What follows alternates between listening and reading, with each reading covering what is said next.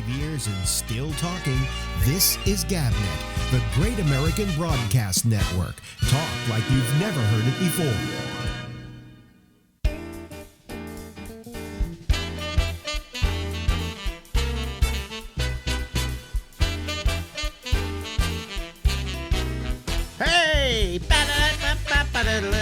We're live from Harlem in New York. Hey everybody, it's the Ramble, and I am Alex, and we will be here until midnight Eastern Daylight Time. And welcome to our fine little program. I'm here once again talking at ya. And I thought we'd do something a little special tonight. I'll tell you why. We have somebody who's been missing in action. He was supposed to be on, last week. And due to, how can I put it? A severe illness of some, what can I say? Our friend Wilders had a stroke. And he's on the mend. But I miss him on this program because every 3 weeks he would come by and we'd do a Skype thing with him. And what I found today, I was going to say, well, I'll play Will every now and then. Let me turn on the light in back of me here so the girlfriend doesn't feel she didn't spend the money on the air light. That I decided that I would play one of the old Wills every now and then so we don't lose them. And I came across this one, which happened to be Will Durst live in our studio here when he was doing his one-man show in New York. So without further ado, ladies and gentlemen, Will Durst.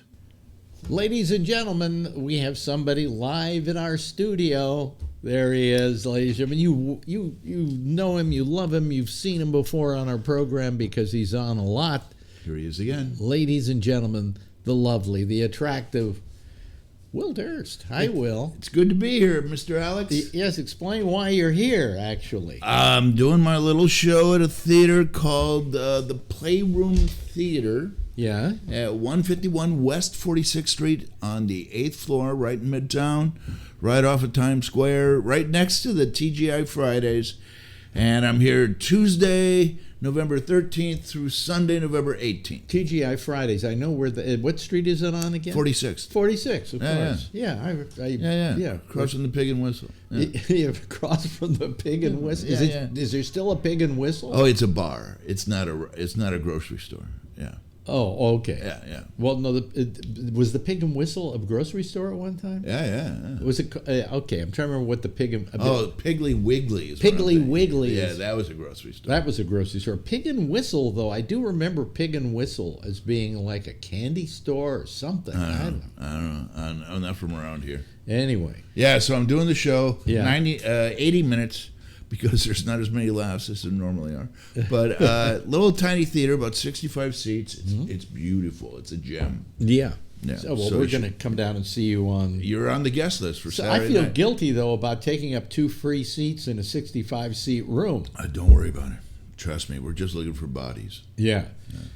I mean, is it a financial reason that you come here to do it, or is it to get seen? It's a little bit of both. Yeah. A little bit of both, yeah. And the show should have ended, because it's called, the subtitle is Midterm Madness.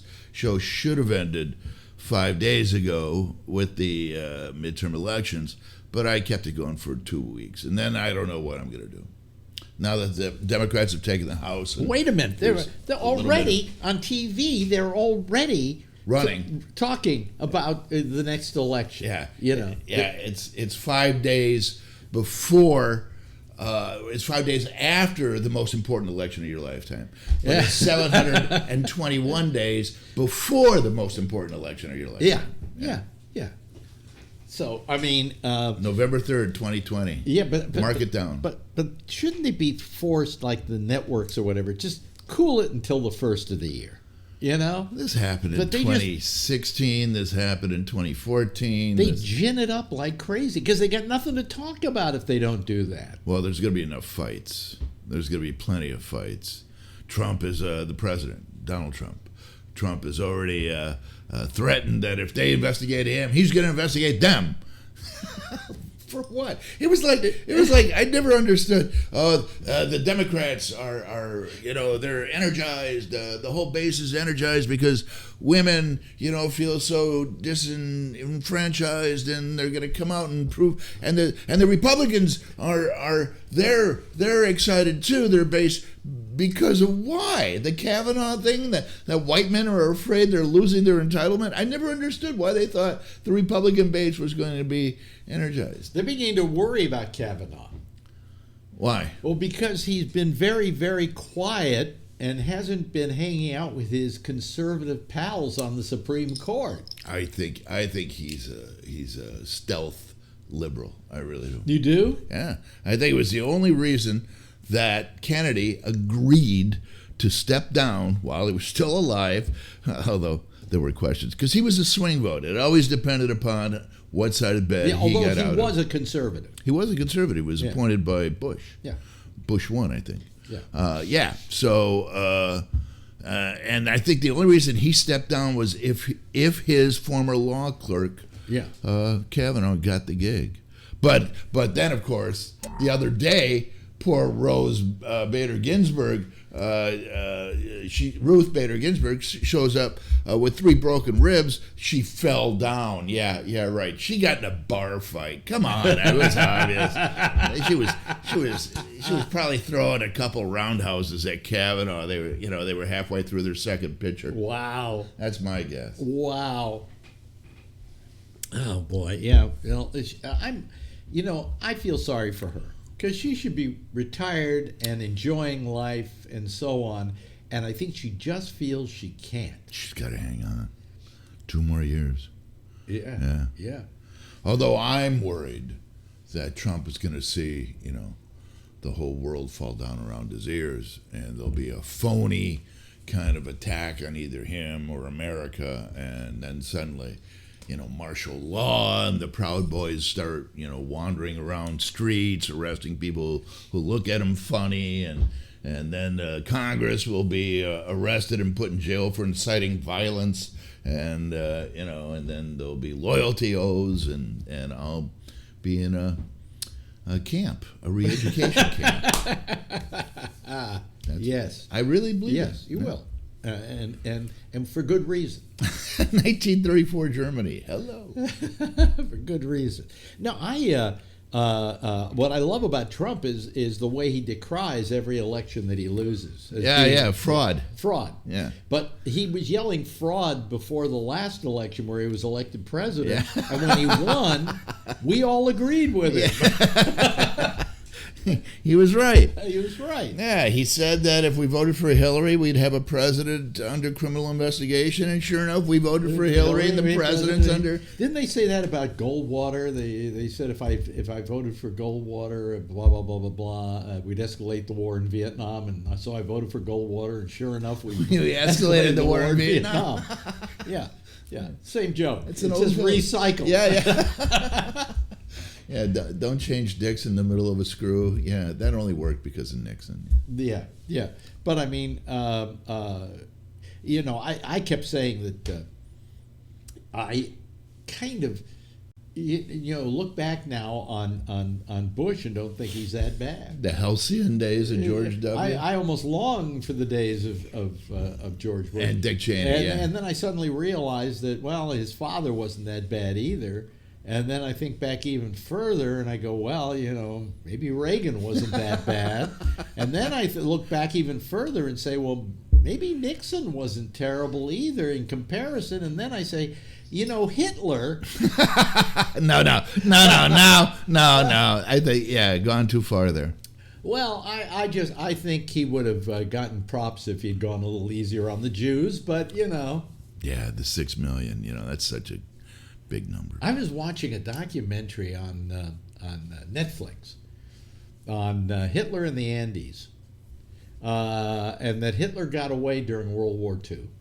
Oh, really? He's in the Andes? There were a lot of theories. The FBI, in fact, was looking for Hitler long after World War II.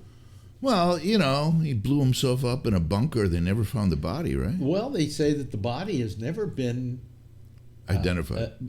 I think they had the teeth, maybe something like that, but it wasn't. It was kind of, and the Russians have all the forensics on it, but Because they got there first. But they've held it under wraps. So we never had real proof that Hitler was dead. So there were sightings everywhere from South America to Brooklyn. Really. People saw somebody who looked like Hitler and said, Like Marathon hell, Man. when I was a kid after World War II, I saw a guy in North Beach that looked a lot like Hitler. No, that's Gino. That's Gino. That's Gino and Carlos. Yeah. But I mean, they say that here's what the scenario is. The main street there, right outside the bunker, was wide enough for an airplane to fly in and was in fact being used as a landing strip. Where was this bunker? And that they took off in a plane and they went to Norway, where they got into a German U-boat that pretty well didn't surface until it got to South America. That's the theory. It's entirely possible. He And did keep a low profile, though. You gotta give him that. You saw what happened to Eichmann. Well, I mean, where did all those Germans wind up? A lot of them in our. Eichmann wound up down there. Bormann? I think so. Bormann wound up down there. And Brazil or Bolivia? I think it was Brazil. The boys from Brazil. Remember the Ira 11 book? Yeah. So I'm claiming Hitler's still alive. I mean, he's very old. Yeah, he's very old. Of course, they did have the good Nazi scientists, so they might have been able. He's probably just a head in a jar. It's probably a Marvel comic. Yeah. Since they always love to begin their stories in the Nazi era. Yeah. Magneto and Wonder Woman. Yeah. So I hear, I keep thinking about going back to San Francisco, just to visit. But I'm afraid to. Why? Well, because I kind of get the idea, okay, and this is, please disabuse you of the notion. Disabuse me of the notion that it's really a terrible town right now. You know what? Twitter went public like 2.5 years ago. Mind if I blow my nose? No, please do. 2015, 2016. And because they had been paying their kids in shares, when they went public, 9 months after that, when all their shares were vested, 1,000 millionaires hit the streets at one time. So property values are ridiculous. But it's all centered east of Van Ness and south of Market. So I live out in the suburbs. I live out in the Sunset District. Prices have risen maybe 10%. You really can't tell that much out. I don't live in the city of San Francisco. I live in the county of San Francisco. Right. So, it's the same city. You can't, a lot of stuff is gone that used to be there, that used to hold and cleave under your heart, and it's different, but that's the price of living in the city. Wow. Because I talked to Bubbles, and I lived in the marina, and he says that's been impacted too. A little bit. The Richmond has been impacted. I lived in an apartment in which I was paying for 2 apartments, a little under $3,000 a month. Yeah, that's for two apartments. That's not going to happen. And now Bubbles says that maybe those apartments are $4,000 each. 45. 45. Yeah. Yeah, well, you know where I live. Yeah. I used to come there all the time. Yeah. So, I mean, that's a pretty big jump. I can't afford to live there anymore. Well. And you probably couldn't afford to live in that part of town either. No, not in that part of town. But the Sunset District, you can still get an apartment for $2,800, if we one bedroom. If we ever get evicted out of this place, it's bye-bye to New York City. Where would you go? I don't know. Who can afford New York City anymore? Nobody. Actually, girlfriend has another apartment she owns. Where? Over on the East side? Upper East side? The west side. Oh, west side. West side. And you were pointed west. Yeah, and we could live there, but it's very small. Yeah, what would you do with all your stuff? Yeah. So, and girlfriend works. So, but we couldn't afford New York City. Come on. No. I mean, even well, I'm not paying anything here, but this apartment probably, if we finally do come up on a rent stabilized, should be about $1,500 a month. Okay, that's rent stabilized. That's what we're fighting for. So if it were $1,500 a month, fine, I'm here. Yeah. Yeah. But if all of a sudden they want to raise it to market value $7,500 or something like that, forget it. I can't afford. There's nowhere in New York City I could afford to live. You can't get a studio apartment for $2,000 a month. Well, the same thing that's happening here, where all the hipsters and the kids are moving to Brooklyn, is happening in San Francisco. They're all moving to Oakland. But now Oakland is getting a little gentrified. So I don't know where they go. Detroit? Vallejo? Yeah. You can't afford Marin County, can you? No, Mill Valley is ridiculous. Really? Sausalito, yeah. You How can about go if to you San further? Rafael. Yeah. San Rafael. How about San Anselmo? The closer you are to the bridge. Yeah. Yeah. Well, that's a little further from the bridge. Yeah. San Anselmo? Yeah, it's right. It's almost parallel to. You go down what we call the Miracle Mile, or as I used to say when I was a kid, it's a miracle if you get off this mile. There's a mile of road called the Miracle Mile between San Rafael and San Anselmo. And So you're talking north of the Civic Center? Yeah, Yeah. No, we're not north of San Rafael's not north of the Civic Center. The Civic Center's north of San Rafael. Yeah. Yeah. So is San Anselmo north of that, or is it before? It's about the same parallel. Yeah. Okay. I think. And then there's Fairfax, There's Fairfax. which is a gorgeous little hippie town. Yeah, which is one town too far, so it's probably still reasonable. Yeah. All right. I don't know, man. Healdsburg is But ridiculous. then you get out past Fairfax, and you've gotten the land that time forgot. I mean, that was my favorite place to go driving, because you go driving through the woods and St. Francis. Yeah, Sir because Francis you go Drake. out. Yeah. Marin County is outside of San Francisco, and you go past all the very livable areas, all the areas where people live, and suddenly you get into just complete woodland. It's called West Marin. West Marin. It's where Lucas has his. Who conveniently put his place on Lucas Valley Road. Yes, it was Lucas Valley Road before he was ever there. Yeah. And I wonder what part of him went, where shall I build it? Oh, Lucas Valley Road. It's named. Everybody will think it was named after me. I've never been there. You never been to Skywalker No, Ranch? no. I've been there Always several wanted to go. times. Oh, yeah? One time I went there to work on something, and another time I was Voiceover? invited to lunch over there. Yeah, I did. Yeah, I did some voiceover work. There's a movie called Strange Days. I love Strange Days. Yeah, well, there's an announcer With at Ray the- Fiennes? There's an announcer at the very beginning. Oh, really? Announcing the end of the world or whatever. No, Millennium. Millennium or whatever. Yeah. And he's doing a talk show, and they brought me in to wild track that because they needed just as a temp track, and they sent it down to what's her name, Catherine Bigelow, Who directed the movie? after they heard me do it and said, this guy's perfect for it. So I walked out of it. They said, we're sending this to Bigelow and saying this is the one they should use. They shouldn't even hire an actor. You're perfect because you're a talk show host.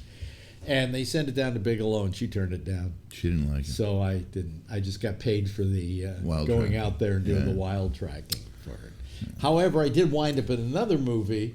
I was in George Clooney's first movie, What was his first movie? One Fine Day. Oh, yeah, with, what's Yeah, her name? He wakes up in the morning and Michelle his Pfeiffer. clock radio goes off. Yeah. And it's me. Ah, Yeah. I didn't have to do anything. They simply asked if they could use the track. Do I get paid for it? No. Do I get credited for it? No. really? Yeah. So I'm at the very beginning. You have to listen very closely. If you got surround sound, turn the front speakers off.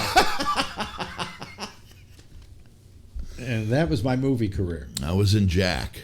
You were in Jack? What'd you do in Jack? I played a motorcycle cop, and Francis Ford Coppola. I got to have lunch with him, but they cut my scene. I just couldn't be Really? big enough for him. Yeah, No, wow. I know. Too bad. I And know. you had lunch with him? I had lunch Who with him. paid for lunch? Oh, he did. It was on okay. set. Oh, okay. Yeah. Okay. Yeah, craft services. Yeah. Now your wife's been in a lot of. She was in Nightmare Before Christmas, which was also a Disney movie, and she had three voices. In Nightmare Before Christmas, she was in it. Greg Proops, Glenn Walters, a lot of guys that we know from San Francisco were in it. Because Henry Selick directed it in San Francisco. It was produced by Tim Burton, and he's so jealous of the fact that he didn't direct this movie. He keeps trying to replicate it with Frankenweenie and Frankenweenie he did as a film that was for Disney. They got him thrown out of Disney. Oh, really? Initially, yeah. I thought that was like his THX 1138. Well, it was. Yeah. But what he was doing is what happened was they realized that the old men at Disney were dying off and that they had to bring in some new blood. And so they brought in a whole bunch of new blood to work side by side with what they called the 8 old men. I think it was the 8 old men. Burton was one of them. And one of the things they had to do as a project was a film, to do a short film, okay? So he went out and he did this thing called Frankenweenie, which is a brilliant concept. It's the old Frankenstein story, but it's a kid's dog who dies. A dachshund. And he loves him so much, he wants to bring him back to life, so he reads all these science books and brings him back to life. It's a beautiful idea for film. Disney looked at it and said, this is horrible, it's too dark, it's not Disney, goodbye, you're out of here. And they kicked him out of Disney for it. So years later, he's a big director, and guess what Disney has him make a movie out of? Frankenweenie, yeah. And if you last long enough, you can be ahead of your time. And by the way, it was a flop. Yeah, it didn't work. Corpse Bride didn't work. He keeps trying to replicate the success because, that was his idea. Nightmare Before Christmas was his idea, all the characters and stuff. Yeah. And so Debbie did voices for that, and it's very popular. She constantly gets letters from people who are collecting autographs of all the people who were in the movie, and she signs the photos wherever they are. So she gets a royalty check like once every 3 months, and I get a royalty check from Jack once every 3 months. And one time a year, her check is like for $2,000 or something, and then it's $300 the other 3. And my checks are always $2.36. Really? What are hers? Yeah, hers are a couple grand sometimes. Really? So we get the checks at the same time because Disney puts them out. So she'll go, oh, I got a royalty check from Nightmare Before Christmas. Oh, you get a check too? She just rubs it in. Have I gotten some for like 15 cents or something like that? What I did was I did 2 things that every now and then all of a sudden a royalty check will show up. One was HBO's One Night Stand, right, which they keep running because they've got their online services and so on, and so they run a lot of those. And you did the voiceovers and the introductions. The first 8 shows, yeah.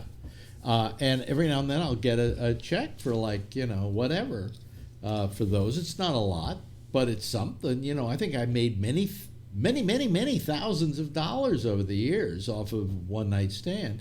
And then there was Comedy Tonight, and every now and then somehow I will wind up in a clip that they sell to somebody, and there's another check for me. But I'm still surprised he hasn't archived those on some sort of channel because they're incredible. I mean, the people that he got Whoopi, he got Bobcat, he got a bunch of people. He got me. He got you. He got me. But here's the thing that it gets to me is that the one person, they had about 8 comics that I did the openings for. Yeah. Okay?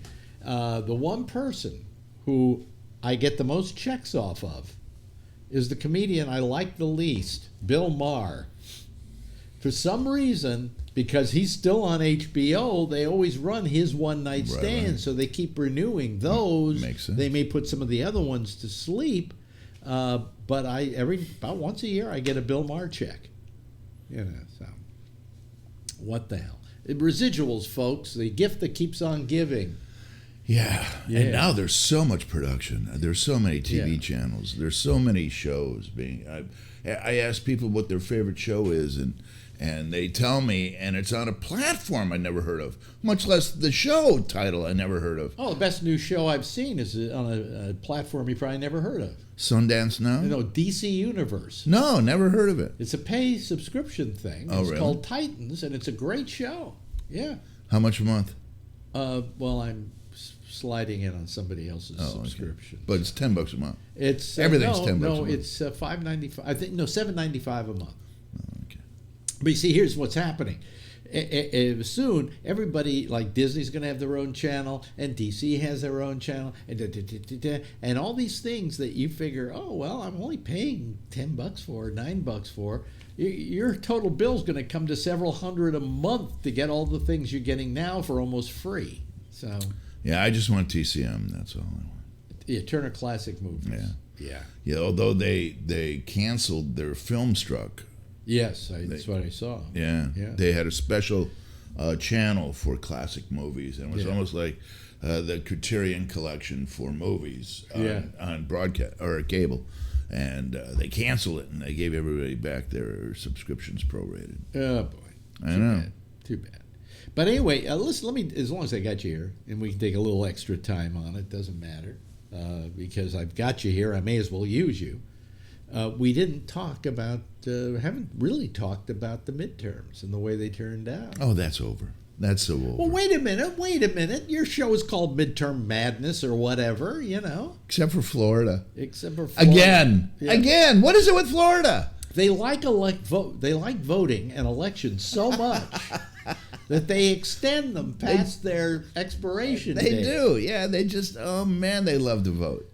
And they love to count votes. What is wrong with Florida? I don't know. Do you have any? I live there, and I can't tell you what. We should is wrong with circumcise Florida. America, cut Florida off at the Georgia border, and kick it into the Caribbean.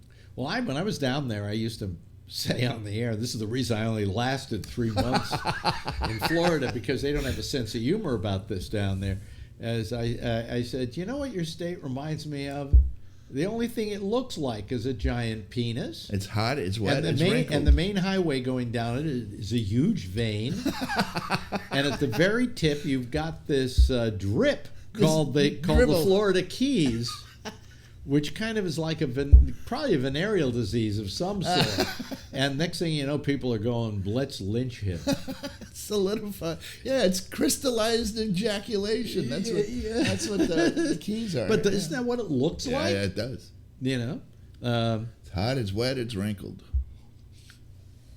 Yeah. It's moist. But, I mean...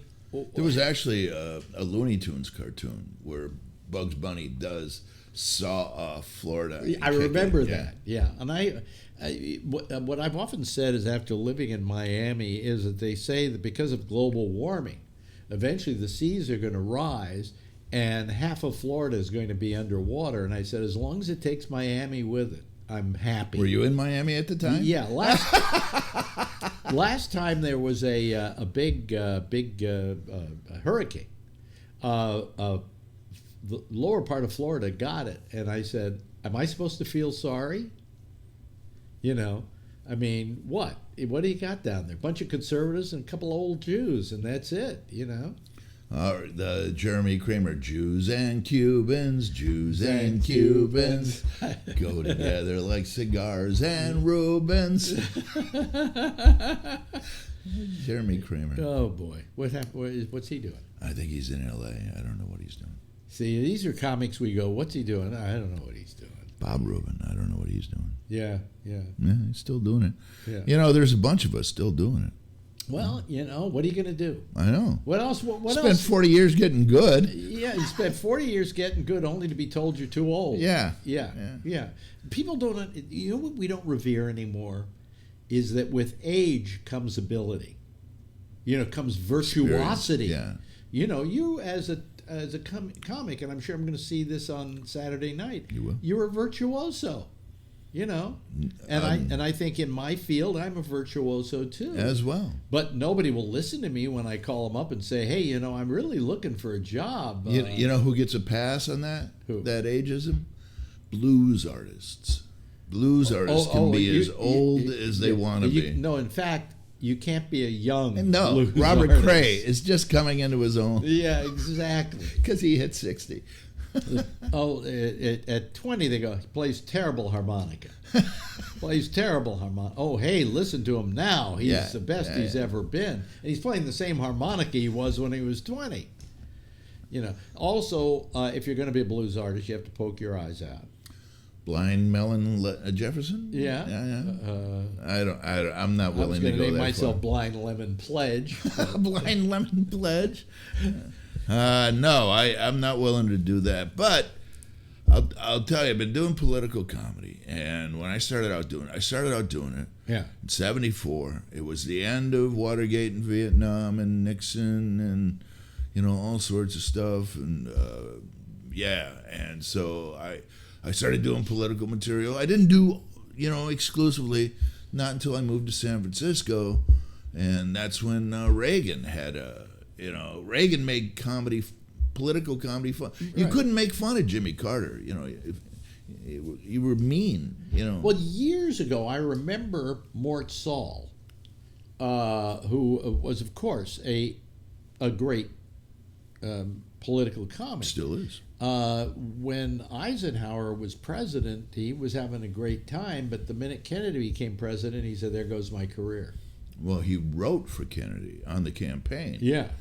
And then in 1961, after Kennedy was inaugurated, Dad, who he knew well, Joe Kennedy, Joseph, the Scotch runner, not the rum runner, but he came supposedly to Mort Saul and said, "Stop picking on John." And Mort said, "Hey, dude, that's my gig." And Joseph Kennedy went to all these club owners and said, "Don't hire this guy." Wow. Yeah. Wow. Supposedly he went to Enrico and said, "Don't hire him." And Enrico said, "Screw you, this guy helped build the Hungry Eye." So Joseph Kennedy supposedly went to the city of San Francisco, knew somebody, and got all the back receipts for the Hungry Eye and had it reclassified as a nightclub instead of a restaurant because they were paying taxes as a restaurant, but they didn't sell enough money to qualify as a restaurant. Not a percentage of their revenue was. So they were retaxed, and it was like $500,000 Wow. just because he hired Mort Saul. Yeah. And then Mort got bitter and became a right winger for a while. Yeah, Kinda. he's still bitter. I hear he's very bitter. He appears every Thursday night in Mill Valley at the 142 Throckmorton Theater, Yeah. which is where you should have your reunion. Yeah. Let me ask you this: Saul, does he still have his chops? He has some chops. Yeah. He's got, yeah, he does, I mean, He's like 90. Yeah. Because we were just talking about how as you get older, you get virtuosity, but sometimes you can get too old and you Yeah, can't and even talk. comedy's a limber, nimble sort of Well, the only verbal thing you might lose with age as a comedian is timing. No, he still has timing. Oh, he really? Still has timing. Okay. Yeah. Yeah. Because he's all cadence and rhythm and scan, and also deep thoughts. He throws some deep thought. Me, I'm just surface. I'm like a flat stone. This guy is Will Durst, and he's here in person. I'm right here in now. New York. And he's here in New York. Let me take a picture of you there so they can appearing see. Tuesday through Sunday. Yes. At the best little theater in Times Square. And ladies and gentlemen, thank you so much. Thanks for having joining me, us mister. today. That's Will Durst. Great seeing ladies and the gentlemen. grand apartment of which I've heard so much.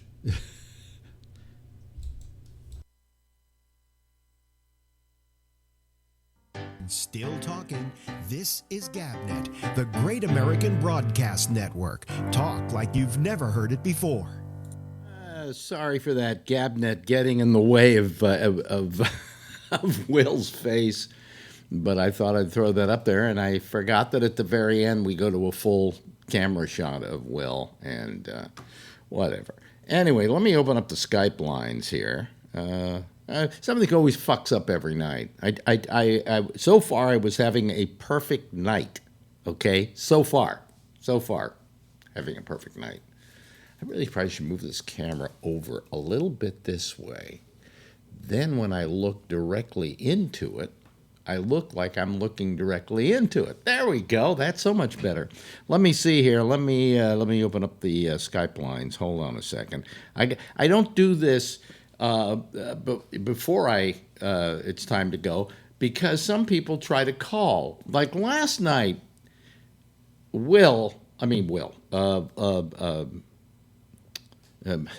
Jack Bishop wasn't on. I always have to remember his name because I know him by another name. Jack Bishop wasn't on. He took the night off, okay, which is fine. He's welcome to. He had a funeral to go to, and so there's about 3 days of getting there, and I don't know. Do black people sit Shiva? I don't know. Anyway, so I'm sitting here, and I had some trouble turning off the Skype last night, so I was fiddling around with it to kind of set it up. And all of a sudden, what's his name? Mike Allen is calling. And he knows that Jack was going to be off last night, that he was off the night before. And then Amy Manuel is trying to call. And I had to hang up on both of them. But the reason I don't open up the Skype lines at this point is because what happens is all these people start calling, even when it doesn't say that I'm available. So it's not cool. It's not fun. All right. Anyway, our lines are open, folks, so you can start calling if you wish to call. And if you don't know how to call, you can go to our Skype, our Gabnet page at gabnet.net, and on the right-hand side of the page tells you all the different ways you can get to call the show. There's even a phone number, too. But we prefer you use Skype, but it tells you how to use all these various things. So anyway, so now I'm just waiting for people to call. And I guess, is nobody going to call tonight? I'm starting a little bit late because we had that interview with Will. And I wanted to run it because I miss having him on. And this was a way of having him on, and it happened to be a very good interview. Oh, you know what I got to do? I got to turn. I have to turn this other light on. I didn't do the other light. See, so I get bigger, more. Let me see here. Here we go. Bill is saying not in green. What do you mean not in green, Phil? Hold on. Now you see. Now I got better light. See, there's always something I forget these days. Let me see here. I do have the green light. But let's try it again. Let's go invisible, and then let's turn on the green light. Okay. All right. There we go. All right. Now, Phil, is it green? Yeah, I can see there was a call declined to Phil for some reason. Come on. Josh Wheeler, call declined. What is this with calls declined? Hold on a second. Let me stop. Oh, here we go. That's Phil Meyer, call declined. Yes. Okay, it's green now. Okay. You see, but they were having trouble getting people. Oh boy.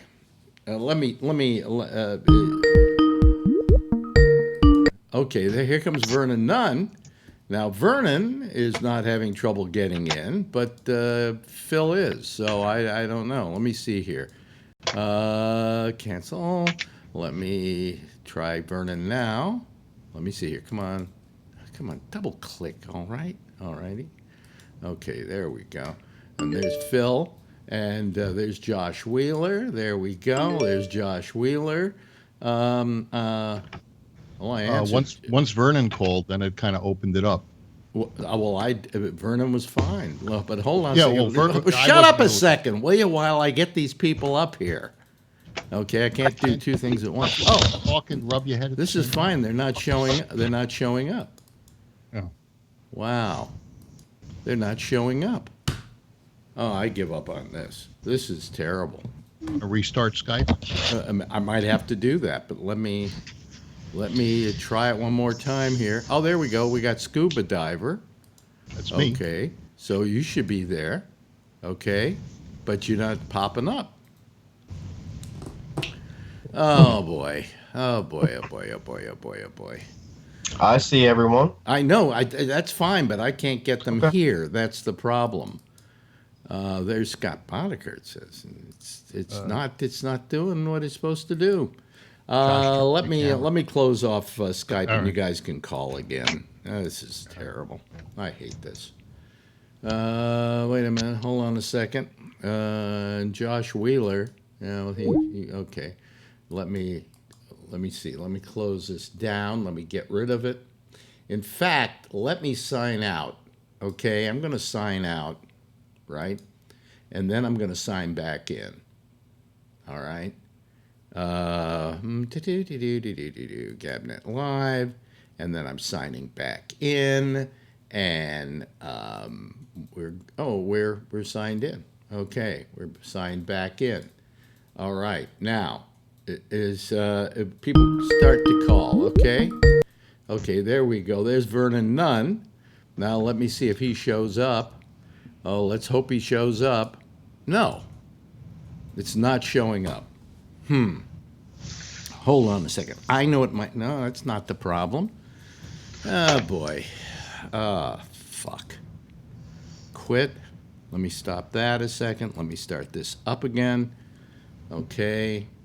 Let me see here. We get Phil Meyer in here. We got answered Phil Meyer. There we go. I think we just answered Phil Meyer, but let's see if we get him. No, we're not getting anybody else. This is terrible. I know what the problem might be. I know what it might be. Hold on a second. Sometimes these things upgrade themselves and they screw me over. Okay, and I have to have this thing turned on. No, that's not what I want. That's not what I want. Here, come here. Okay, files, preferences, calling, advanced, and the NDI isn't on. That's what it is. Okay, but I can't turn it on. Okay, everybody hang up, and I will try again. All right, okay, we're going to quit Skype. There we go. And now we're going to start Skype up again. And what I got to do is before these people sign in, come on. Well, Skype. Wait a minute, quit Skype. Okay. All right, quit Skype. Hold on, quit. Oh, this is going to go on all night, right? It's not quitting on me. Quit Skype. All right. Okay, Skype, sign out. Okay, we're signed out. It's not even allowing itself to sign out. Okay, let me do something here. Let me go to force quit, and let me have it make it quit Skype. Force quit Skype. Okay, force quit Skype. There we go. Is it going to... There we go. Now it's quit. Now let me start Skype up again, and we'll see if it works. Okay, there we go. And now first I have to go over here to settings, and then I have to go to calling, and then I have to go to advanced, and then I go to here. There we go. All right, now I think we can do it. See, folks, this is why I hate doing this. All right, everybody, start calling me. I think we're going to be able to get you on now. What happens is it's Skype, and whatever they do, okay, here comes Josh Wheeler, all right? And then if I look, once Josh is, there we go, once we got his picture, I can double-click on that. Okay, let's go with Vernon Nunn, too. I can go here. Here we go. Now I got Josh Wheeler. Okay, and I got, let's see here. I got Vernon Nunn. Where are we? No, come on. Phil just called. Okay. We got Vernon Nunn. Okay. I'll explain what the problem was in a second here. Hold on a second. Vernon. Yeah, The wait a problem minute, was where? that you jinxed yourself. You said, so far it's been perfect. Yeah, so far it's been perfect. Yeah, but I don't know why I'm not getting Vernon in here. Let's do Phil. Let's see if he comes up.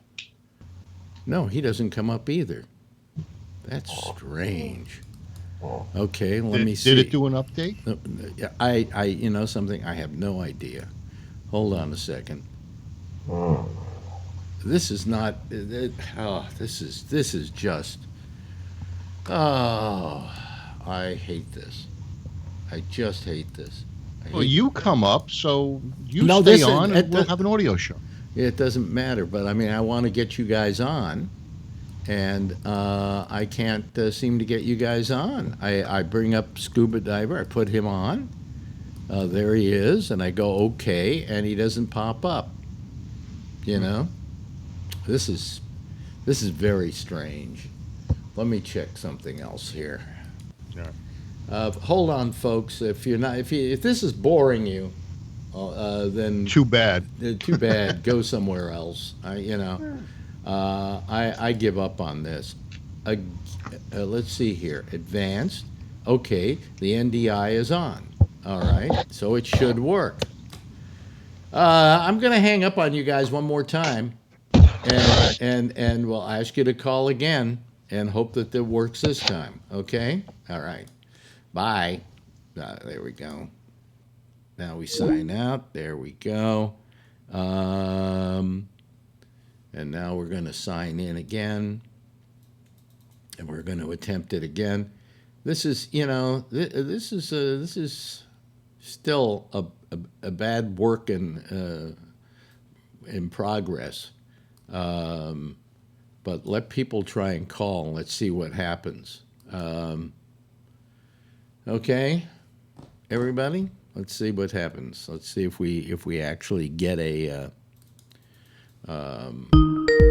stuff working. Okay, here comes Phil. All right, so I take Phil and I attempt to put him in. Let's say, and here comes Vernon Nunn, and I answer that one.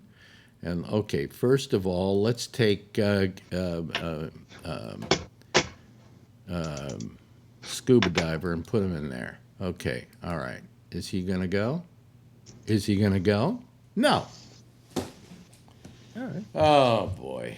Well, we got you on the YouTube, and I think people will be satisfied with that. This is disgusting. No, I can't put up with this. I really can't. I have had it. You want to reboot your thing? No, there's nothing to reboot. I've Not the rebooted Skype, everything. but the whole deal. I don't need to reboot any. What do I need to reboot? Well, because something's NDI. Well, he No, did that. NDI has been rebooted. OBS. OBS. If I do that, I cut out the show. Yeah, but you can No, start. and I again. don't think the OBS is causing it. Because it did bring up Vernon at an earlier point, so and now I'm having the same problem again.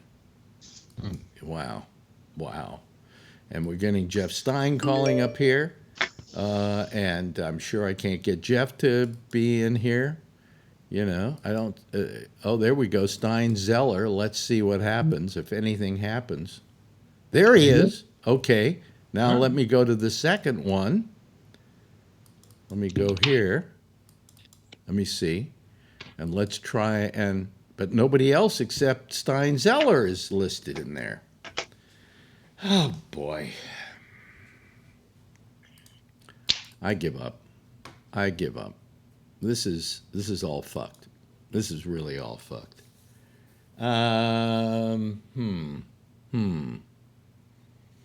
Okay. What am I gonna do here? Let me. You can hear me now. What? Can't you? I'm gonna hang up on everybody again. Okay, and I'm gonna stop NDI. Okay. It's nothing that's not happened to me before. What? Getting hung up on. It's nothing that hasn't happened to me before. Getting hung up on. Yeah, but this is ridiculous. This is All right, if I well, can't call back. Okay, I'll listen to you and wait for you to tell us. Okay. All right. Now what I'm going to do is I'm going to take this and I'm going to open up GabNet Live. Okay. There we go. And I'm going to go here to the settings. And I'm going to make sure that the NDI is on. NDI is on. But let me try it again. Let me try this. Okay. All right. Okay. All right. Everybody try calling again. Let's see if anything happens. Otherwise, I'm going to just quit the whole thing tonight. This is absurd. You know, this is not good. Not okay. Here comes Phil. All right. And Vernon is I think there you are, Phil. Okay. Yeah. All right. And let me see here. Let me see. Oh, there you are in the second place. Well, let's see if somebody else calls. If we can put Vernon in another place. Let's see here. Okay. Vernon Nunn, there he is. Okay. And we need someone else to call. Okay. Should have Josh and Jeff in the wings. Jeff, call us. Here comes Josh Wheeler. Well, let's see if this works. Okay, here comes Josh. Okay. Let me put him up here. Let me see if he shows up. There's Josh. Let me see if we can get him on there. It's all working now. It's working now. Okay, and here comes Jeff Stein. I don't know what the hell happened, folks. Tell you the truth. But let me see here. Jeff Stein. Let me see if Stein Zeller. There we go. Okay. Pop in. There we go. Oh. It's working, folks. We lost some people during that whole thing. Anyway, here we go, folks. There you go. There they are. I don't know what the problem was, you know. And I during all of this, you Huh? had 2 thumbs up on YouTube. Oh, really? Yeah. Okay, well, here comes Bree. Let's see if we can get Bree in there in the mix, okay? Let me see here. He would be in the number 5 spot. Let me see here. Bree. Okay, there he is. They're all coming through now. Let's see if there he goes. We don't have a picture on him because he doesn't have his camera on. Hello, Bree. Bree? Are you there, Bree? Yes, hello. Yes. Hello. Can you turn on your camera? Just getting out of the shower, so give me a few minutes. Oh, please. okay. That's a privacy curtain we have there. Okay, well, now we got it all working. I don't know what He's so dedicated that he calls when he's in the shower.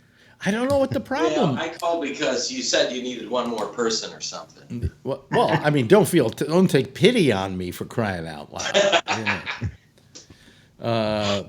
It isn't a pity party we have here at night, although it is kind of in a way. I have no idea what the problem was. No problem at all. I'm going through a lot of PC issues for after the latest update, so that's my morning being wasted. Well, what do you mean? There's an update for what? The PCs for Windows? Yeah, well, Windows always has various updates, but it just seems the latest one has sort of messed up 2 of my PCs, so I got to go in and figure out what's going on. Yeah. Well, I turned off NDI and then I turned it back on and then it seemed to work. But I who knows what the problem is? You know, what happens is that Skype secretly updates you. Okay. I thought you turned that off. No, they do it anyway. Really? Yeah. And let's see here. There's Patrick. Hold on a second. Let me just put Patrick in here. Let's see if he comes up okay. There would be Darth Pat and all the people. Oh yeah, I think it's solved. Oh, there we go. Boom. Yeah. Okay. I'm feeling better now. If it isn't one, everything was going perfect tonight, and then everything went wrong. Okay, so what have you. Hello, everybody. I'm sorry for the audio people because all they were getting was me trying to fix things, you know. At least the video people could see whether something was happening or not happening. So, anyway, how are you all tonight, gentlemen? You all wonderful. Yeah? Okay, I'm going to see you and Pamela this weekend.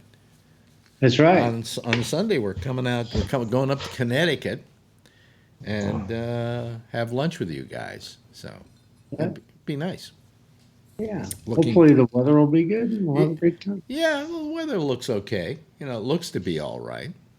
And, you know, so it's good. It's good. I haven't taken the train in New York in 30 or 40 years. Now, to go, you said that you could go from 125th Street and take a train that took you close to Jeff's place. Is that the Croton Harmon line, or is that a different one? I used to take Croton Harmon up to Peekskill. No, that's not it. No. No, I don't go that way. No, this is towards New Haven. This is whatever goes through Harlem. Okay. But hey, the Croton Harmon line went through Harlem. Well, too. this comes out of Grand Central Station. Yeah. So did that. Yeah. So, you know. But I like taking the train. It was you know, yeah, I nice. don't mind taking the train. It's very relaxing. You know, Yeah. It doesn't. I used to steal those paper cup cones. I don't know what I would do with them, but you know, in the bathroom for water, they had these little cones, paper cups, but they were cones, so you couldn't set them down. Yeah, but you could steal them. Yeah. So I've had all kinds of problems. Okay, today. First of all, I just before I came on the air, Apple sends me a thing saying your ATM card has been removed from your Apple Wallet. I don't know why, so I had to figure out how to put it back on. Which sure, it wasn't a phishing thing to get you to give you the. No. This was the real deal. I didn't have my ATM card in there any longer, so I had to reinstall it. And you play hell trying to figure out how to reinstall this fucking thing. But I did it. So that. But earlier today there were two things I had to call on. I had to call FiOS on something because FiOS was going to begin with. They were going wonky today. First, their whole internet went down. Then a lot of the then all the liberal news channels disappeared. Very good. It was yeah. It was like I was thinking, you know, is this some kind of Trump plot, right? Because MSNBC went off and CNN went off. Those were the two channels. Welcome to Trump TV. It was Trump TV, right? So Marjorie and I started watching Fox. And we both agreed it was like we went into another world. You got educated. No, it wasn't. We didn't get educated. Believe me. Misunderestimated. They attempted to indoctrinate us, but no, it wasn't education. It was indoctrination. And how do they get that little thing under your skin? Huh? That little chip. How do they get it under your skin when you watch it? Anyway, forget that. Okay, so the other reason I was calling FiOS was that I couldn't go online on their browser, you know, on their online presence to like change my Wi-Fi settings because you can like change the name of the Wi-Fi, you can change the password, and it wasn't coming up. It was having problems. Oh, there, you're showing us the updates on your PC. Anyway, so, but I finally got a hold of him, and he said, "Oh, that browser thing is fucked. Use your app." And I went to the app, and the app, it was just fine. So he solved my problem. Now here comes the other thing. By the way, is it upgrading itself? Is that what it's doing, Bree? Yeah. Yeah. You know, you got because... See, that computer down here, this one conked out on me. I think the power supply or something. I can't figure it out, but it reset. So I'm using, that's a Core i7. This is my Core i5 that I'm currently using. Yeah. And I haven't used it in a while. Yeah. So then I have over here, this is my Core i7 8th gen laptop. This is my latest puppy. So I'd say you have way too many computers, but I've got at least I've got three other laptops over here, and Yeah. Yeah. Are these old Soviet computers that you're still buying? No, No. they're American. Yeah, they're American. Anyway, so now here comes the other thing. So I get a thing from Amazon. Whose audio is that? Okay, I get some. Hold on a second. Let me just try and kill that. There's some slapback. Go on there. Okay. Oh, now we're fine. So I get this thing from where do you call it? From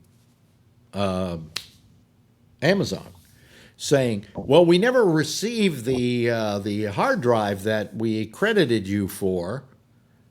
So if you don't do something about it within the next couple of days, we're going to charge you for it." And I went, I sent them back. I got a receipt that says that I got them. So now I call Apple. I mean, not Apple, but Amazon, to show you how bad Amazon has gotten. I get this guy in, I know, Bangladesh, who knows where he is, okay?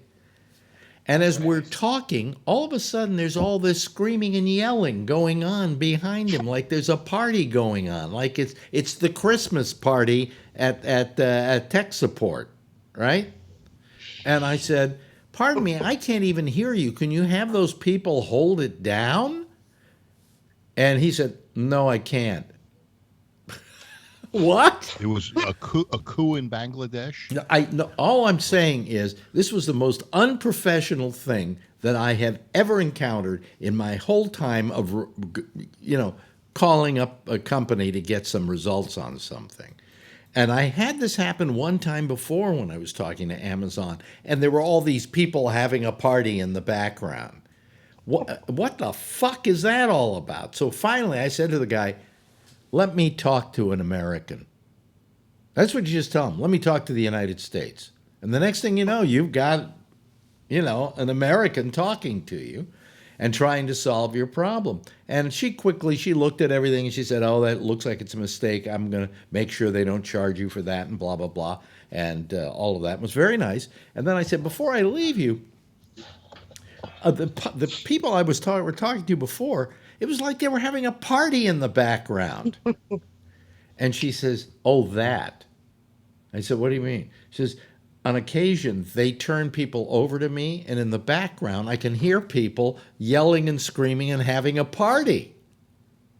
And I said, "Well, somebody at Amazon should do something about that because that's really unprofessional behavior." They were all at the party. I thought you were in favor of parties at work, Alex. Well, I mean, yes, but not when it's in technical support. Not when you're trying to get, hello, this is Amazon support. Can we help you? But in the background, you hear, "Hey, we're having a party back here. Hey, man, let's have, yay!" I mean, it was that kind of thing. I wish I had a recording of it. You wouldn't believe it. Those people don't make a lot of money. You got to keep them motivated. There's a company. I'm doing a job for somebody that just bought a condo, and she works for a company that makes sure that rates how happy people are in their job at a particular company. Yeah. What the atmosphere is like, and so forth. And so I said, well, at my company, I just tell them that the beatings will stop when the morale improves. But they I got to tell you a great story. When I was working at WMCA in New York, we had maybe the worst woman in America running a radio station. She was Strauss's wife, Ellen Strauss.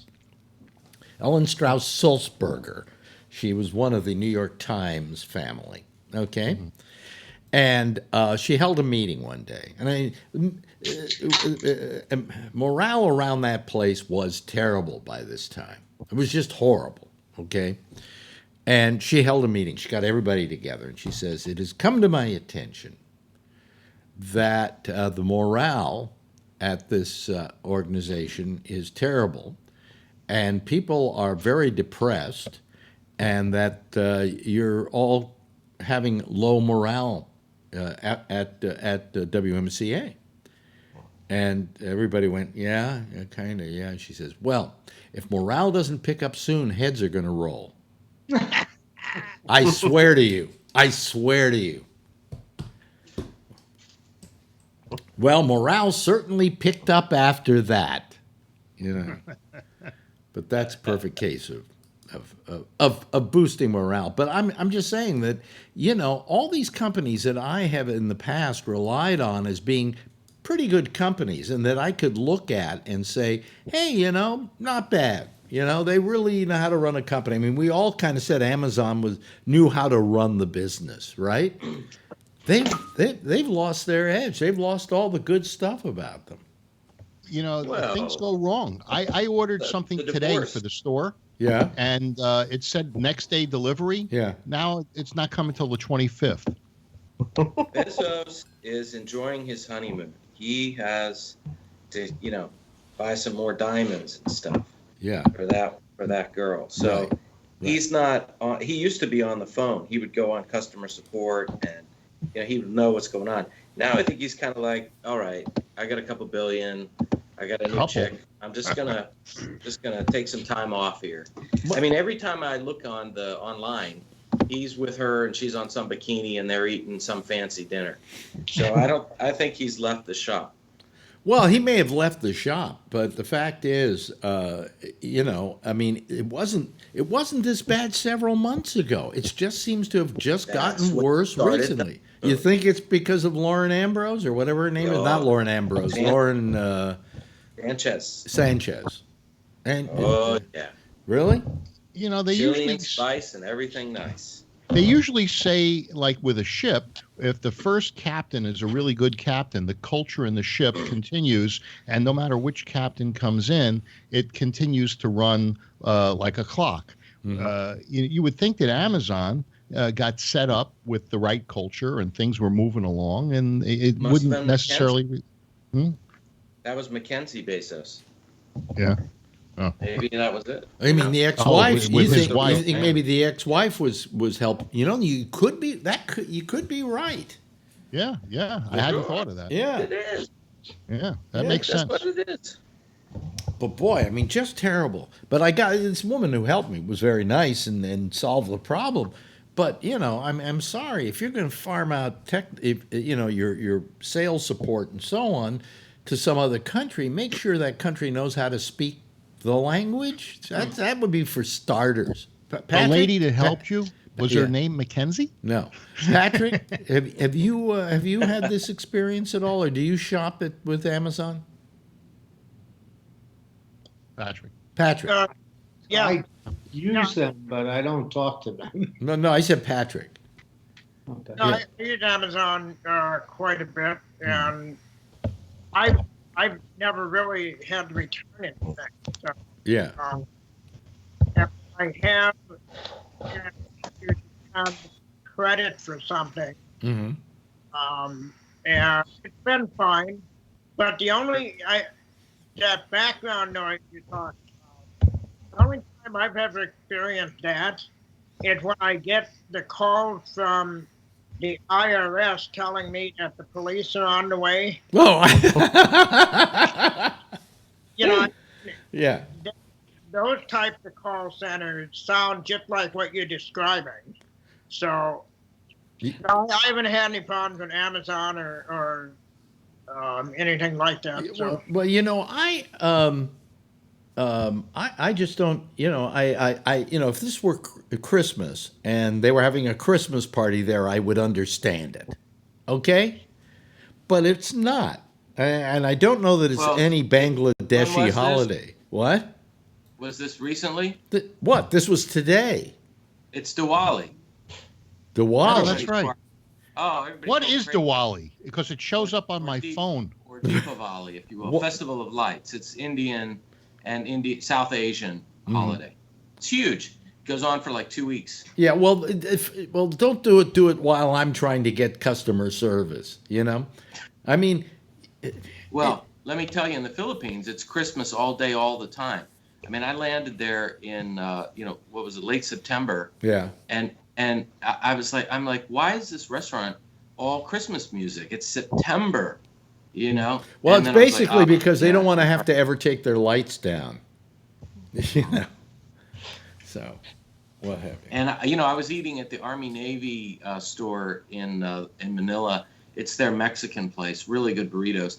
And there was a table next to me of some girls and guys, and they came over, and said, "Are you American?" And I said, "Yes." And they said, "Well, can we talk to you?" And I'm like, "Sure," And why? And they said, "Well, because we work at the call center across the street, and we like to, when we can talk in person to an American and learn your accent and learn how you talk, we like to do that." So it's like on-the-job training at the Army Navy. Josh, you ever have any experiences with Amazon? Not really. I know one time I called for some tech support on the little Echo Dot device that you can talk to, whose name I won't say because then it'll try to ask me what the fuck I want, and you'll have to listen to it because it's sitting right over there. Yeah. And I had to end up just figuring out it myself because I called and the guy that I was talking to, I couldn't even understand a fucking word he said. Yeah. I mean, after like the first 30 seconds, I was like, fuck it. But if you had called Amazon, say, a year and a half, 2 years ago, you wouldn't have that problem. Yeah, this was, I don't know, 6-8 months ago, maybe. Yeah, yeah. They probably didn't have the volume of callers. I couldn't understand him at all. In fact, now the last time that I had to call our internal technical support for the company that I work for, which is a very large worldwide company, I think they let some of those folks who do the night shift work from home, and you could hear him turning down his Muslim prayer music as he picked up the phone. I felt kind of shitty because I think I might have interrupted prayer time or whatever. Oh boy, yeah. What is that? You're talking about Amazon. We don't use Amazon. What is that rattling noise? What is that? Somebody's microphone. It could be. I have a fan on in the background. Oh, okay. So in Dubai, Amazon bought Souq.com, SOUQ. So now it's Amazon Dubai. Mm-hmm. But Amazon has not taken over this market yet. We have two competing companies. One is called Lazada, and one is called Shopee. Shopee? I've had good Shopee? Yeah. Shopee. Isn't there a Chinese Amazon also that has a different name? Well, AliExpress. That's it. Yeah, and Alibaba. I order from AliExpress sometimes. It's kind of like eBay. Same with Shopee, whereas Lazada a little bit more like Amazon. But anyway, I ordered this phone 2 months ago, and it never came. And it turns out that the courier, I don't know, on this particular device, wanted to call me to make sure I was home, and I never answer the phone. Mm-hmm. I'm always, in meetings or something, and I always have it on silent. So I tell them in the instructions, don't call me, just deliver it. Someone will be there. So anyway, 2 months later, they kept on sending me this, we can't deliver it stuff, and I kept on saying, just deliver it. And the guy in Shenzhen, China, was saying, well, it's in Malaysia. I don't want to take it back now because it's already there. So finally, after 2.5 months, they're crediting my account and sending the phone back to him because, I don't know, the local courier just doesn't want to deliver it. Meanwhile, they have delivered 2 or 3 other items, but just not that phone. So I have no idea why, but wow, strange. The courier's still making calls with it. Yeah. That's Vernon's been kind of quiet. Vernon, you had any experience lately with Amazon? I'm finding myself using Amazon more and more for various things, including some groceries. There's a particular granola that my wife likes that she used to buy at the local Kroger store, stopped handling it. Yeah. But I can order it on Amazon and get it in 2 days. Wow. Jeff's been trying to insert. Yes, Jeff. Okay. Yeah. I should really be looking at this thing rather than at that. Anyway, I use Amazon, and they're a pain in the ass, particularly when you have to actually talk to somebody who speaks English. It's incredible. You know what I found you really have to do, Jeff? You have to just say, let me speak to the United States. And they don't even question it. They don't even pause. They go, okay. And then the phone rings for a little bit and somebody answers and you talk to them and they speak perfect English and, you know, they're very helpful. You can do that. You can opt for that.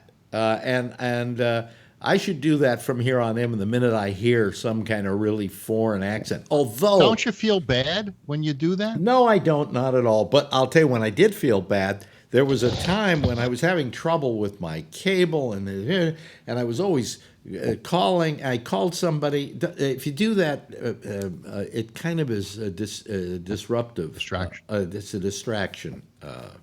Yeah, that's my groceries. Yeah. No, I wanted to just so I was really frustrated because I couldn't get my anybody to believe my cable was glitchy and so on and so forth. And finally, I was talking to this woman, and she had some kind of an accent, and I said to her, "What country am I talking to?" And she said, "Long Island." I'll try my best because the guy's working. Rather than if it's a pain in the ass, I'll just ask him sometimes to spell the word that he's trying to say, or just slow down, say it again. I didn't understand. Say it again. It's just as frustrating. But wait a minute, for them. is it my job? Is it my job to teach them English? Secondly, they shouldn't be frustrated because the company that I am doing business with should make sure that all the people, wherever they're farming out their customer support to, speaks perfect English. Oh, the guy is working for a living. Why not give him a break? I'm not going to give him. No, I'll give him a break. I won't give the company a break. I mean, I don't think as well of Amazon today as I did before I made this call today. Yeah. Okay. Jeff has been raising his hand. Yes, Jeff. So Pam's grandmother always had this wise reproach. She would say, "Please, just speak United States." Speak United States. You guys sound worse than Republicans. No, we're not worse than Republicans. We're talking about. Yeah, you let all these guys talk on the phone. They got accents. Well, I'm trying to get. I'm trying to get. What do you call? I'm trying to get something working. I'm trying to get a rebate or something like that, or I'm trying to solve a financial problem. I don't need somebody who's going to make it more difficult. And the company should care about that.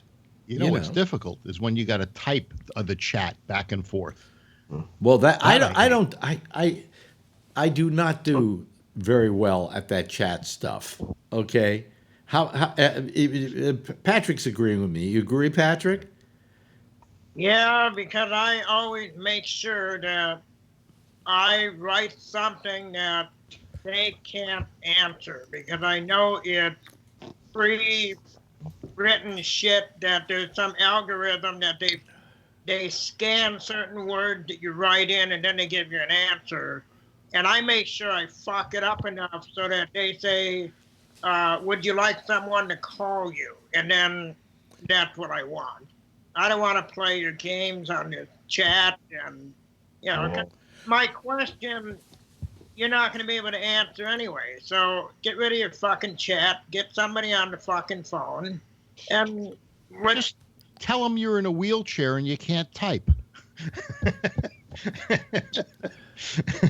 You know what I do? I go to Google now and I say, give me the phone number of Amazon support. And it comes right up in big bold letters, okay? But if you go on Amazon and look for that phone number, you're going to play hell finding it. Probably unlisted. No, I mean, it's this, and then in little print I saw today, if you want to talk to us on the phone, click here. Just little, the lettering was so small you could barely read it. They don't want you calling them. The chats are outsourced, I think. What?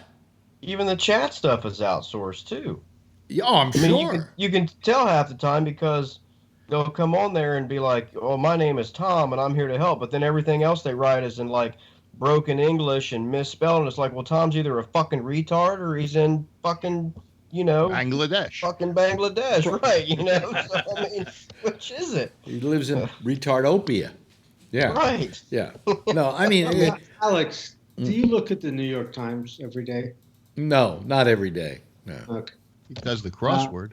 I do the we were crossword. looking at the New York Times the other day, and Pam's showing it to me, and it's a letter to this country, to this president, who we're all arguing about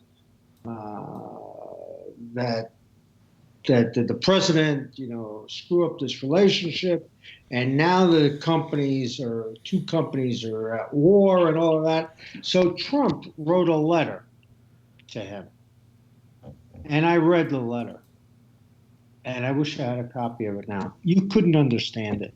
It was like a moron wrote this, like a 5-year-old wrote this letter. I find it hard to believe that Trump even went to school. I mean, all he talks about is, well, I made a deal, and I think we could make a better deal, and I'm really going to screw you if you don't do it right. And that's the deal. Didn't Xiaoping say today something about crushing the balls of somebody because of some trade deal? There was something about crushing balls. Did you hear that? No, he said crushing bones, and that was for dissent in Hong Kong. Oh, okay. And that was for they're trying to fire. China wants the coach. And by the way, so you know from here on in, Phil, his name is Xi Jinping. Okay, Ping. So anyway, you were giving us the name of some previous prime minister. Oh, Xiaoping. Yeah. Okay. Well, they all look alike, but the thing is, the NBA coach that said something about Hong Kong. Don't you just love him, Patrick? Don't you just love him? Supporting the freedom of speech, and then the Chinese came down on this guy, and now they went to this guy Silver, who's I guess the head of the NBA, and they want this coach fired. And Silver said, "No, I'm not going to do that." But now they won't air any of the games that are going on over in China, so they seem to be at odds. They don't like free speech, and they're nobody. trying to. But wait a minute, Phil. It's like you're expecting free speech in China. That's not one of their. That's not one of their strong suits. That's right. Well, I mean, don't even complain about it because it really isn't very good. So why do we do business with them? Huh? We shouldn't do business with them. Trump is right. You got to these guys are not fair players. The reason that they're pirating our we're not fair players either, Phil. We're not fair players either. Come on. Well, we respect patents and copyrights. Well, that's only because we have laws. It's only because we have laws against them here. But if you don't think that we steal from other countries and their patents and so on, you're nuts. We adapt them. What did we steal from another country? A Snickers bar? In fact, we were the original country to steal intellectual property. It was from the Germans, from all of Europe, essentially. If you look at the early American colonies, all the books, all the authors were from Europe. We didn't send any money back. That's good. Yeah. There's that rattle again we're getting from you, I think, Bree. I think it's your fan back on. Oh, yeah, sorry. Well, I know you probably need it. Is it hot there? What's the temperature like today? In Fahrenheit. I don't know from Celsius. He's going, what is it? Well, I mean, it varies. Right now, it's not too bad. We're at 85 degrees Fahrenheit. Okay. Is it humid? Is it humid? Yeah, it's like 90%. Oh, I see. Okay. Can you? Do you have air conditioning? I do. Oh, okay. But I only use that at night to sleep. Oh, okay. Why don't you use it during the day?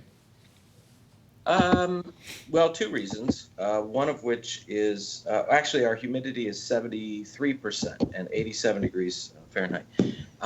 Two reasons. One, I don't want my electric bill to be too high. And two, maybe three reasons. Two, I get my Dried nose. out? Yeah, like everything gets too dried out, and I don't know. I just don't feel right.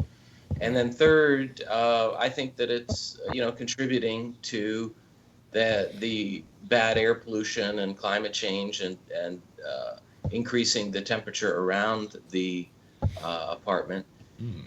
So yeah, I just like to have the natural. Have you ever tried putting a pot of water or something in front of the air conditioner, so the vent, so that it blows past the water and maybe isn't as dry and humid? Yeah, there's Or dry and well, dry. he can buy a humidifier, Phil. Yeah, he could, but this is I've an Irish humidifier. I've dealt with humidifiers before, and they all get calcified, and you got to clean them, and then you got to put the water in. I just open up my window, and I live in a tropical country, so it just takes 2 seconds. You always live in hot countries. Yeah. Yeah. I mean, Dubai was no walk in the park when it came to heat, right? Yeah, but right now it's dry there, right? They will have beautiful weather. November through March it'll be 75 degrees every day, no humidity and no clouds in the sky and perfect everything. And then what happens after that? Well, then it starts to get hot, and by June, July, and August, you wouldn't go outside. I'm standing up because my underpants are riding up on me. Yeah. Anyway, just don't pull an Odom on us, okay? Did you see that on TMZ? No. Lamar Odom was on Dancing with the Stars, and he didn't realize he was on camera, and he reaches down and starts adjusting his junk. Oh, well. And he didn't wash his hands after he took his partner's hand?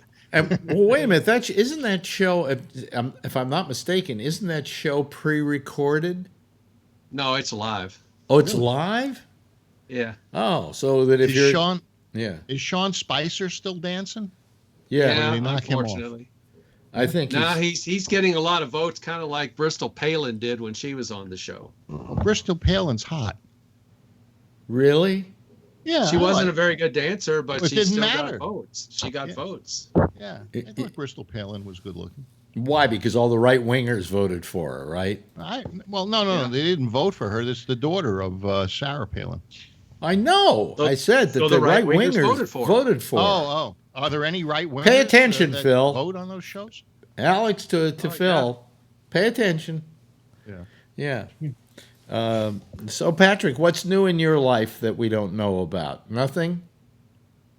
I bought a new winter jacket. Huh?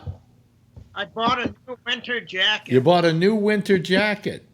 Woohoo! Yeah. Yeah, whoop-de-fucking-do. Right. That's something I haven't had in 15 years.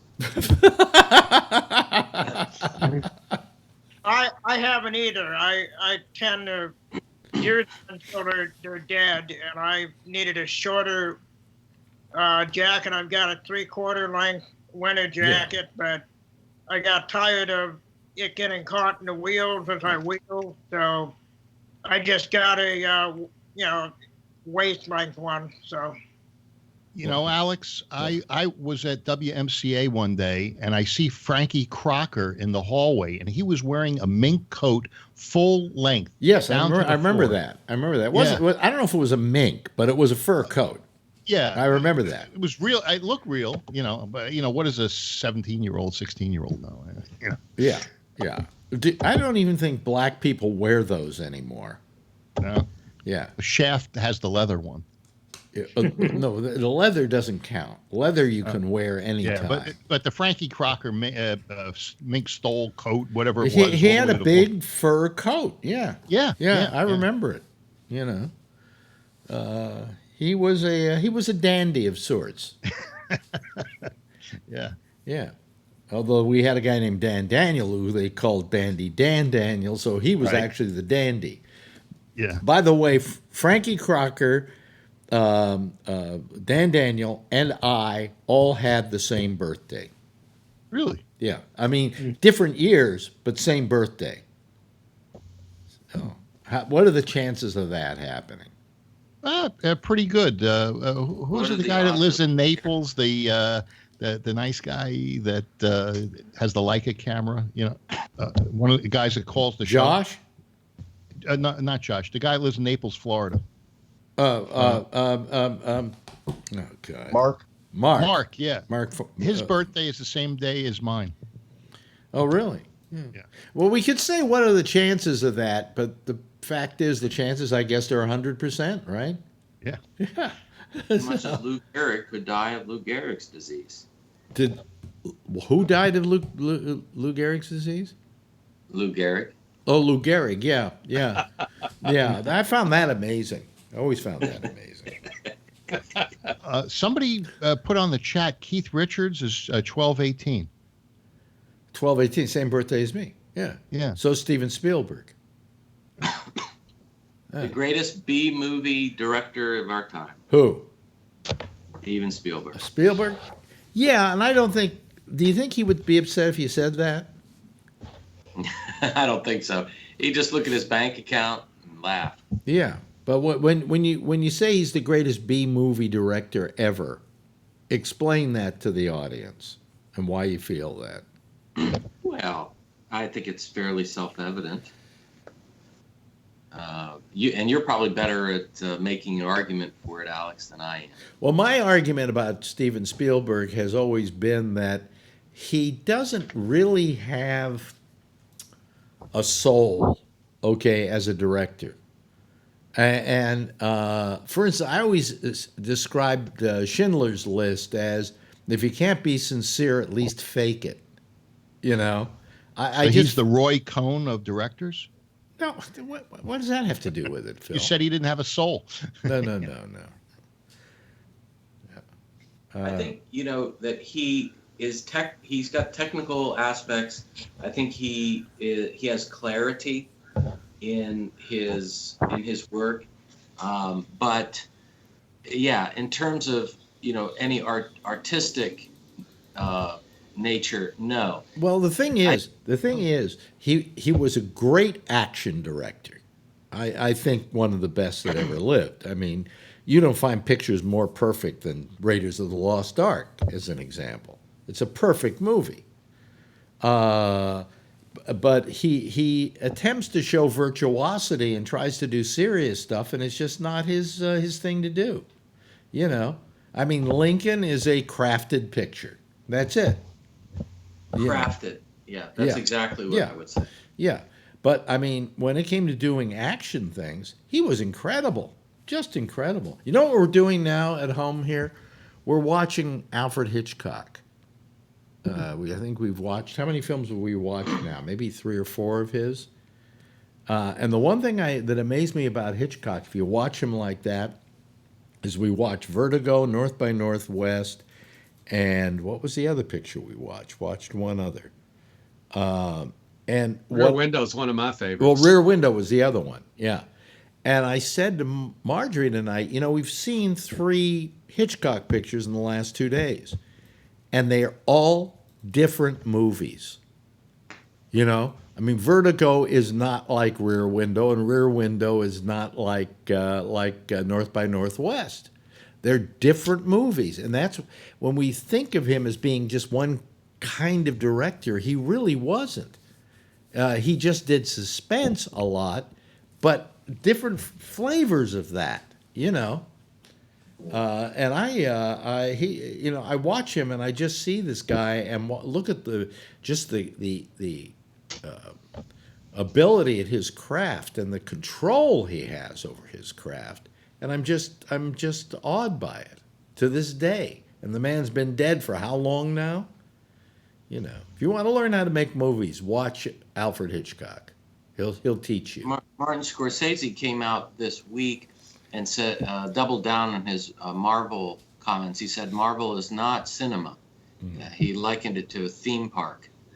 Yeah, well, it's because they're taking the same actors, putting them in every film, and doing the same kind of movie. Oh, wait a minute, doesn't Scorsese do that? Didn't Hitchcock do that? I mean, the I saw that actors and actresses were the same ones. They have the Marvel universe out into like 5 different phases now or something. They have it plotted out for the next 25 years. Well, I think they're being far too hopeful. You know, I think people are starting to get sick of Marvel stuff. You know, and they're going to start going for something else soon. But it was a nice run while it lasted. You know. Maybe I'm just an old fart, but Infinity Wars I found very confusing. Oh, I found it very confusing too. You know why? It was purely product. And you had to have seen all the other films to understand. There were characters popping up in that film, and I had seen most of the other films who I don't even remember being in any of the other films. That's the same way. You know? I'm going, well, now, who is that character? The only one I liked was the Jessica Jones. That I enjoyed that. That was a whole different deal, Phil. We're not talking about it's Marvel, but it's not the Marvel universe. You know. Well, okay. Well, I don't see those. The big screen stuff. Huh? Yeah, we're talking about the big screen stuff. I sent you like that. And I like Luke Cage better than I like Jessica Jones. Really? Yeah. The next movie I'm going to see, I sent you the trailer for tonight. Stoney Jackson, who he called the show once. It was a friend of mine, and he was involved with that movie. It's got Burt Young and Greg Totis is a friend of Stoney's, a comedian, and. So I sent you a couple of clips. I sent you the trailer and 2 shorts that Stoney made with Greg Tonis. Who's Greg Tonis? Tonis. He's a comedian. Greg the Greek. He's. I'll bet you this movie doesn't even make it to prime time. Probably not. No. He plays a gangster that becomes a comedian. A stand-up comedian. Well, we're all going to go for that one. I can hardly wait till it's. Well, look at the trailer. I sent it to you. Okay, yeah. But Scorsese made a big deal about that, and how dare he try to define what movies are supposed to be? It's a little pretentious on his part. Would you not agree, Josh? I'm trying to bring him into the conversation. I don't watch a lot of those movies. Really? But what would the Supreme Court say? Yeah, which Avenger would the Supreme Court like? Delivery's here. I don't watch any of those movies. Did you get your phone? What? Pizza Man. Oh, wait a minute. Where's he going? He's got a delivery. He's got delivery. He's got pizza for all of us. Oh, really? Did you order something, Bree? Is that what this is all about? What did you order? A phone 2 months ago. He's on mute. I didn't order, but there's groceries. Oh, I see. Are they outside with the groceries? Yeah. I see. And then after this, we're going to the animal shelter to look at dogs and cats. But wait a minute. You don't know if you're going to be there more than a year, and you're getting a dog or a cat? We're looking to rescue an animal, perhaps. Perhaps. From the restaurant? It's not unusual. Animals can travel internationally as well. Yeah. Yes. But do you have maybe trouble getting rentals if you have a pet? Yeah. I mean, if you want to live in a modern high-rise, like one of the new ones, yeah. Yeah, but you don't like that. You don't like that kind of apartment. No. The place I have here, my master bedroom is like as big as my house was in Dutchess County. Mm-hmm. When I was upstate New York. So I like this place. I would like to stay here. I would buy it if I could, but the properties have to be over a value of, I think, $280,000 before a foreigner could buy it in this neck of the woods. If I go into the city of KL, I can buy for 1 million ringgit. But here I have to be at 2 million ringgit. Yeah. So this house isn't worth that much. So, but if it were, and if it were nice, I would definitely consider buying. Oh, okay. All right. By the way, Matt Crash writes here, where's Kathleen? Kathleen has a family situation. There's something going on in the family, and I don't want to talk about it, but she has to deal with that. But she'll be back. By the way, that Echo you showed us just now, I just got one of those here. I have one sitting right here on my desk. Yeah. I like nice. that one. I like that one. That's an Echo? It's not a Yeah. clock? Oh, that thing. No, the other one. The other one. Yeah? That's a tab. No. And that is the original regular one. Yeah. Well, I'm talking about the one that you just showed us that was on your desk. That's a 5S. That's the one I just got that's sitting right here on my desk here. Huh? Really? I got that for $50. Really? I got mine for, what did I pay for mine? I think it was $50. Yeah. It was like they had a deal going. Right. Yeah. Yeah. Now, what does it say? Go in on that, because mine says 11:45, and yours says 11:45, except yours is in the morning and mine's in the evening. Or excuse me, mine says. Why does mine say 11:45? It's not. Oh, it is 11:45, and it just turned 11:46, and it's 86 degrees there, and it's 48 degrees here, and then they. What do you have? Do you have the temperature for tomorrow? You have, it's the same, it's like we could be sitting on my fucking desk right now. Yeah. Yeah. How to make beans in the pressure cooker. Okay. Anyway, it's a good little item. I like it. It's small and it's compact. Yeah, I like this one. Yeah. Do you have any of those, Phil? Do you have an Echo or a? I've kind of stayed away from them. I'm at the point where I've got too much tech in my life, and I don't want one more thing. Although somebody told me how you can play music through it and Pandora. Yeah. Oh no, I can do Skype on here. No, I love it. If somebody calls my other Skype number because I have it plugged into here, I can answer it right here. Yeah. What I like doing is like when I'm just waking up and my eyes are groggy, and I can ask her what time is it, and then she'll call it back, and then I know, do I got to get up right now? If I got to get up, then I say, give me my news briefing or tune into something, and then that sort of gets me going. Yeah. Well, at the store, I've got a CD jukebox that's been playing the same 50 CDs since 1994. And, I was thinking maybe I get one of those things, get the Amazon Music and or whatever, and just, let it play through the speakers. Yeah, it's great. Yeah. I've got Wi-Fi at the store. Why can't I have that? So anyway, politically, Josh, anything hitting you politically lately? Are you watching this whole debacle going down with the president?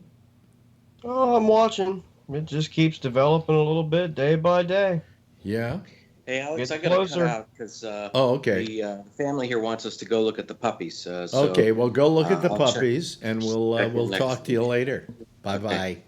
Bye-bye. Okay. Bye, guys. Bye. There he goes, folks. Let me see here. He's in the number. Which position is he in? 5 position. He's right in the middle. I don't know what that is. Wait a minute. Number 5. Yeah, I can get rid of him. There we go. And he's gone. Let me see here. What was I saying? Anyway, Josh, Josh, politically. Yeah. What's your take on just what's going on now? What do you think of the possibilities of impeachment here? Oh, I think they're going to do it. Mm-hmm. Do you think they have the votes? I think they do, yeah. I think they're just going to keep stringing this along without taking a vote and hope that that's enough to weaken them. I don't think they will. I mean, they've come far enough at this point publicly that I think, it would probably be a mistake not to. So I think they will. I mean, I think it's pretty inevitable. It looks pretty likely. And I think quietly behind the scenes, a lot of people know it. I mean, in the Senate, for example, they're quietly preparing themselves for a trial. Not so much the politicians, but the type of people that would work behind the scenes to orchestrate it. The Senate historian who would help them through the process of how it's been done in the past, and certain lawyers, et cetera. So I think it's coming. Probably in the next couple weeks. Aren't they afraid of losing 31 seats that that Trump won the area during the election? They're politicians. They're afraid of losing every seat all the time. Seems like no matter what. If they weren't always afraid of not getting reelected, they wouldn't all act like the way they do. So, it is what it is at this point. I don't see a way around it or out of it other than to go forward with, what they feel like they need to do. It's probably the right thing to do at this point. I think it's pretty clear that some lines were crossed that, can't be accepted. Some of the other things that Trump does, that I don't like, I've never been in favor of some of this, he's got to go type stuff, and that I've not defended him, but I've defended the system in that, you elected the guy, and now he gets to do this, that, and the other. But this situation that he's in now, this is the one that I had the problem with. I think this was a legitimate issue that they have here, and you're not being influenced by Adam Schiff's rendition of the non-reality of the conversation. No, and when you read the transcript, Adam Schiff said it was a joke, a parody, but he did that in the official transcripts and in Congress. He read it into the record. Schiff's not the enemy here, Phil. What about Schiff's the G7 announcement? Yeah. Oh, I like the Doral. I like the Well, Doral. I don't play golf, but I think it's a great place for them. Phil. It doesn't matter. Putin's going to be there. He's enriching himself, which is a violation of the Emoluments Clause. Emoluments. It's called the Constitution. They got to stay somewhere. The Doral's nice, and Putin's going to be there. The Doral's nice, but nobody's going there anymore. Nobody's going there anymore, and he needs this. Well, there was these old Jewish ladies that Phil, don't change the nature of the conversation. No, it's the Doral. It's the Doral. He has lost 70% of his business there. Well, and so he needs the business, and that's why he's forcing this thing over to the Doral. And this does go against the emoluments, the Schmoluments clause, as you called it. Yeah. But the fact is that clause exists for a reason, so that a person who's president cannot enrich himself with the presidency. Well, this is the first president that had money on his own and didn't make it. What do you mean? You don't think Roosevelt had money on his own? He was filthy rich. Yeah. Roosevelt was wealthy, but he was very wealthy. There were a lot of presidents we've had who've been incredibly wealthy. Teddy Roosevelt was incredibly wealthy. They got their money the old-fashioned way. All I'm saying, Phil, is you said to me a moment ago. Doesn't matter where you get it, Phil. Well, yeah, it does, because just look at Trump. He got $400 million from Daddy. Well, that's a start. I didn't realize until today, though, there's actually 2 emoluments clauses, and Josh can probably speak to this better than I. I don't. But I didn't realize there's 2 emoluments clauses. One is you can't enrich yourself by foreign influences. In other words, you can't make money off of foreign governments paying you, but you also cannot enrich yourself by internal emoluments. In other words, you cannot, when you become president, cause the taxpayers to pay you money for stuff that you didn't earn. And that's exactly what this Doral thing would do. It would require all this upgrade on security and everything for all these national leaders coming in. And American government would have to spend all the money on this security, okay, which would enrich Trump. And then all these people coming in from these foreign countries are going to have to pay millions of dollars to Trump just to stay there. And once they've done the upgrades, they're there after the event is over with. Exactly. They don't take them back. They don't say, "Oh, we're pulling out all the stuff that we put in to make this place safer." So I brought the shrimp cocktail. You didn't need it at the party. I'm taking it back. Yeah. Well, you can make any jokes you want to, But these are things that, really. Look, these are, worldwide, world-known facilities. And it's set up so that in the Doral, they said that there's these areas where each you're buying that. You're buying that. You're buying the sales job, Phil. But there are a lot of other places this thing could have been held that it would have been very good. It would have been convenient if years and years and years ago, the United States would have perhaps built somewhere secluded and secure where these type of things could have been. Oh wait, they did. It's called fucking Camp David. David. Can Camp David accommodate? Yes. A number of yes.